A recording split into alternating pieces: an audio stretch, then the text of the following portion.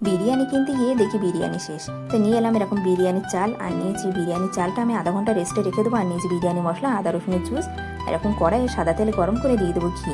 আর আগে থেকে কুচিয়ে রেখেছিলাম পেঁয়াজ, সেটা ভেজে বেরেস্তা বানিয়ে কিছু পেঁয়াজ বেরেস্তা তুলে নেবো। আর বাদবাকির মধ্যে জল ঢেলে দেবো। দিয়ে এখানে নুন, হলুদ অল্প একটু, আর লঙ্কা গুঁড়ো, কাশ্মীরি লঙ্কা গুঁড়ো, আর দিয়ে দেবো এক ফোঁটা মিঠা। তো দিয়ে আলুর টুকরোগুলো এভাবে দিয়ে নাড়াচাড়া করে এখানে দিয়ে দেবো আদা রসুনের জুস। এভাবে দিয়ে ভালো করে আমি আলুটা সেদ্ধ করে নেবো। এরকম মিঠা আতর দেবেন, আলুটা খুব সুন্দর গন্ধ আসবে। আর দিয়ে দেবো ওই জুসের মধ্যে একটু গুঁড়ো লঙ্কা আর একটু নুন দিয়ে এরকম চিকেনটা আমি রান্না করে নেবো। তো চিকেনটা কিন্তু আমি এভাবে রান্না করে নেবো।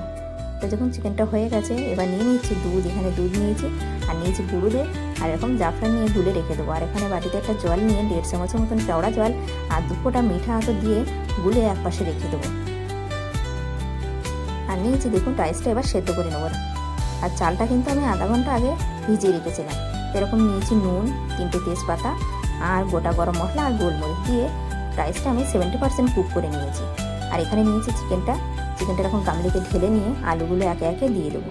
দেওয়ার পর এখানে দিয়ে দিচ্ছি আমি টক দইটা কিন্তু আমি 80 ml ব্যবহার করেছি। আর নিয়েছি সেই দুধে ভেজানো জাফরানগুলা দুধ আর কেওড়া জল, আর একটু বিরিয়ানি মশলা ছড়িয়ে রাইসটা দিয়ে দেবো। রাইসটা দেওয়ার পরে বিরিয়ানি মশলা ছড়িয়ে কেওড়া জল আর জাফরান ভেজানো দুধটা দিয়ে এভাবে ছড়িয়ে দেবো। আর নিয়েছিলাম আমি এরকম সেই চিকেনের গ্রেভি একটু তুলে রেখেছিলাম, সেটা উপর থেকে ছড়িয়ে দেবো। আর দেবো ঘি, এরকম বেরেস্তা ছড়িয়ে। আর এখানে আটা মেখে রেখেছিলাম আমি আগে থেকে, সেটা দিয়ে এরকম চাপা দিয়ে দেবো। দিয়ে এবার বিরিয়ানিটা দম দেবো।